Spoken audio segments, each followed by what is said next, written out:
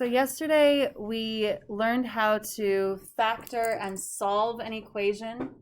Today we're just doing these two examples, and it says write the quadratic function in intercept form and give the functions zeros. So first let's talk about intercept form. Intercept form looks like, let me erase this line up here, y equals a times x minus p times x minus q. Intercept form is really just factored form. So number one is written in standard form. We want to factor the right side, and then it will be intercept form. So in number one, there's a 1 in front of the x squared, so this is one of the simpler types of factoring. We're looking for two numbers that multiply to give us negative 40. Those same numbers have to add up to negative 3. We got 1 times 40, that one's not going to work. 2 times 20, I don't think 3 times anything is 40. 4 times 10, 5 times 8. Ooh, 5 and 8 would work. If we did 5 and negative 8.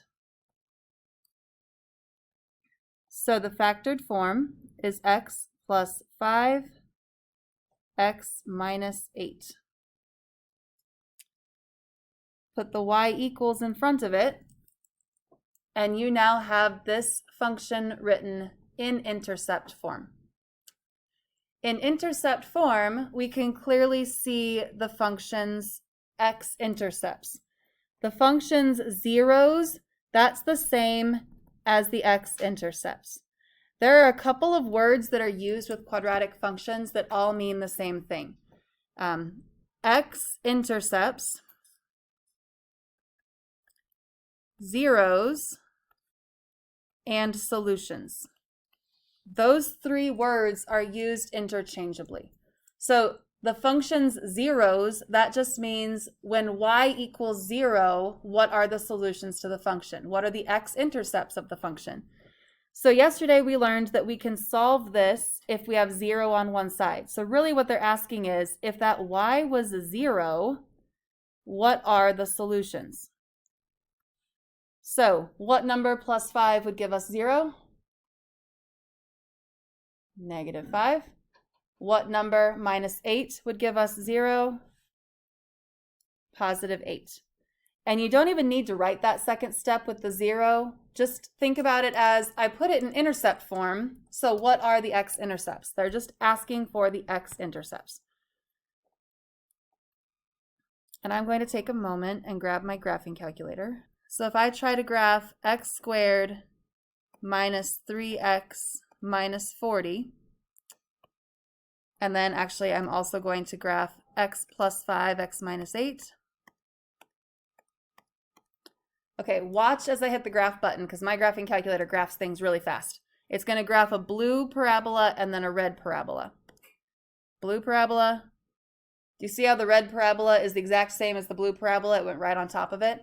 So x squared minus 3x minus 40 and x plus 5 times x minus 8 are the same parabola. And if you count over here, they cross the x-axis at negative 5 and at positive 8. You can't really see the whole thing because it's a huge parabola, but yeah. All right, number 2. Let's do the same thing for number 2. First of all, do 3x squared, negative 12x, and negative 15 have anything in common? Could we divide all three of those terms by something? 3. So we're going to pull the 3 out first. 3x squared divided by 3 is x squared.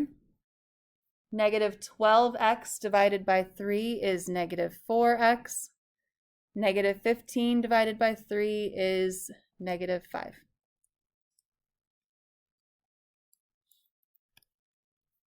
Now we focus on the stuff in the parentheses. We need two numbers that multiply to give us negative 5. Those same numbers have to add up to negative 4. Has to be some combination of the numbers 1 and 5. The 5 needs to be negative.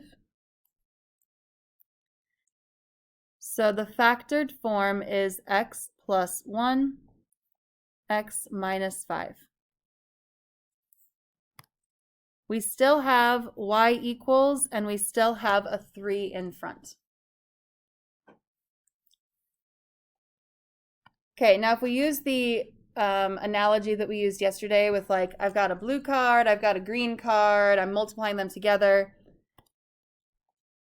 Say this one is an orange card. That orange card equals 3. There's no way to change that 3. It is a 3. So that piece cannot equal 0. If x plus 1 had to equal 0, what would one of our solutions be? -1. And then if x minus 5 had to equal 0, our solution would be x equals 5. So our x-intercepts are -1 and +5. That 3 doesn't change anything. It just, by factoring that out, it makes it a lot easier to factor what's left.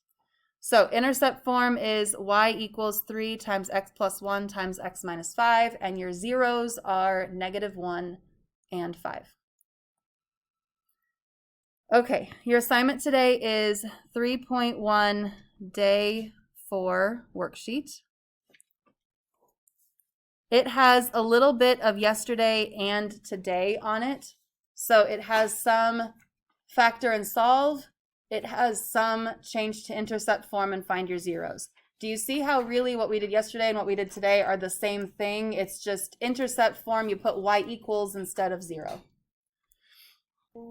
This is number 15 on your worksheet. It says rewrite in intercept form and identify the function zeros. The problem here is we can't divide all 3 of these by 2. We can't factor out the 2. I don't think these 3 terms have anything in common. So this is the type of factoring problem where we need to multiply 2 times 4. So we're looking for 2 numbers that multiply to give us 8 and add up to -9. That would be -1 and -8. Now, if you want to do factor by grouping, go ahead and do factor by grouping, but I definitely really like the guess and check because I think it's faster. And I think if you practice it, you will find that it is a lot faster. I especially like guess and check for this one because 2x is a pretty easy one to split up. I know it's going to be 2x and x. Okay. 2x times something is going to give me either -1x or -8x. So this means that in the middle, we're going to have -1x and -8x. So it's probably going to be the -8x, which means this has to be a -4. Multiply those together, we'll get -8x. Which means x times this number has to give me -1x, so that has to be a -1. So in intercept form, this is 2x minus 1, x minus 4. All right, so this is kind of a problem because this isn't really truly intercept form. It's intercept form that has a horizontal, I think it's actually a horizontal shrink. So this one's kind of weird. Part of this is super easy. If x minus 4 had to equal 0, what's one of our solutions? 4. So there's one of our zeros. The other 0 comes from 2x minus 1. You would just need to do 2x minus 1 equals 0. Add 1 to both sides. So 2x equals 1. And then divide by 2. Our other 0 would be at 1/2. And if I plugged this into the calculator, 2x squared minus 9x plus 4. It crosses the x-axis at positive 1/2 and at 4. So you can still get the zeros, the x-intercepts, even if that intercept form doesn't look like true intercept form. Do any of you see the shortcut for solving these kinds? because you may need this. Look at 2x minus 1 and the answer 1/2. Take the opposite of the number, so -1, make that +1, and then divide by the number in front of the x, and you've got your answer. So some of you may start to be able to see that answer a little bit easier and not have to show this work. If you're looking at me like, what the heck are you talking about? Don't worry about it. You can write 2x minus 1 equals 0. You can solve that equation to get the 0. All right, on the rest of the worksheet, I would like you on numbers 1 through 12. You can pick 10 to do. And then do 13 and 14.